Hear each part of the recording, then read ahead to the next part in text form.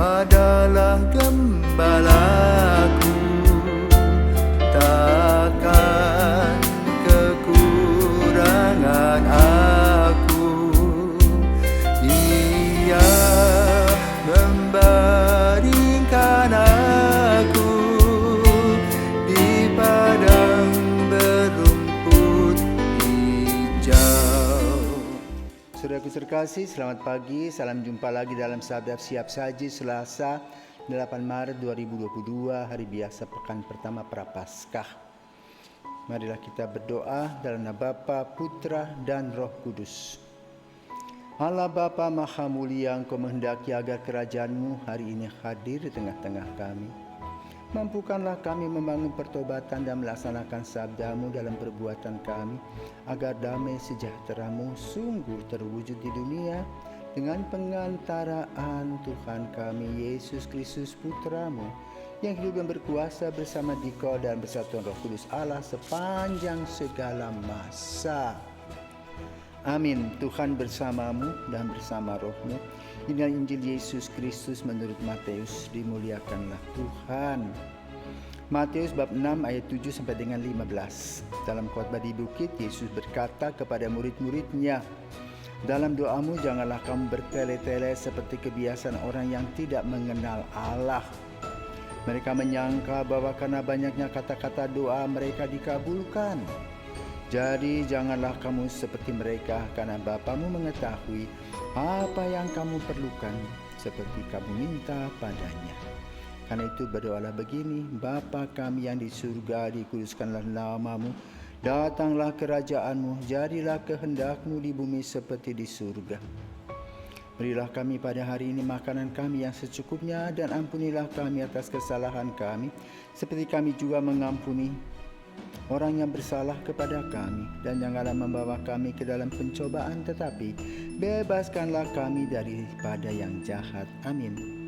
Karena jikalau kamu mengampuni kesalahan orang, Bapamu yang di surga akan mengampuni kamu juga.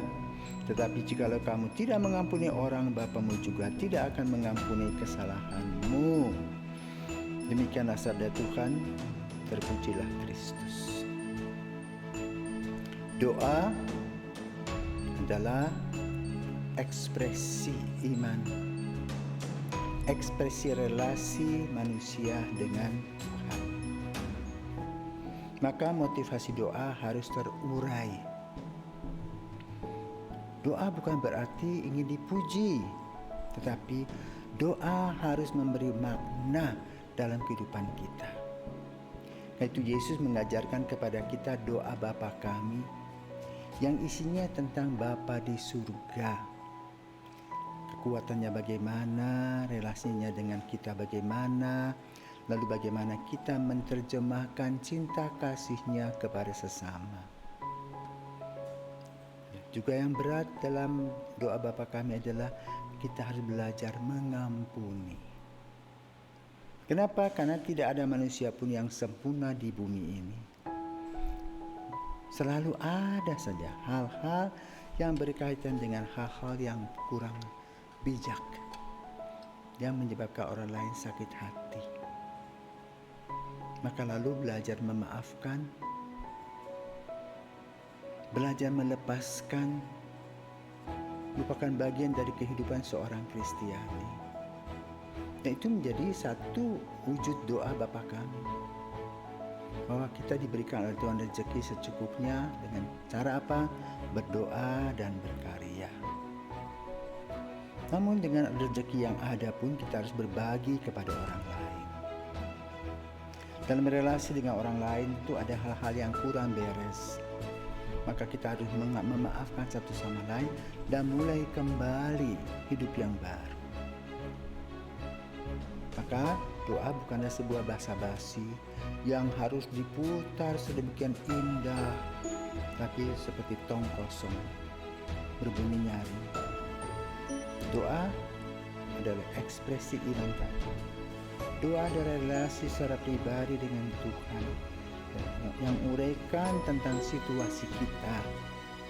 Maka selamatlah seorang yang berani mengekspresikan apa yang ada dalam hatinya kepada Tuhan.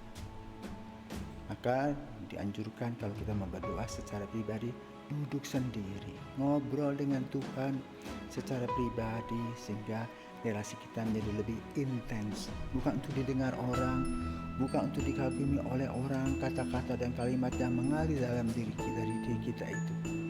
Tapi yang paling penting dan utama adalah bagaimana motivasi kita berdoa, mengadakan relasi yang intens dengan Tuhan. Terima kasih Tuhan Yesus yang telah mengajar kami doa Bapa kami, dan marilah kita juga bila kita tidak mampu berdoa, berdoalah doa Bapa kami yang penuh dengan syarat dan saran-saran yang luar biasa bagi kehidupan kita. Semoga kita diberkati. Selamat pagi.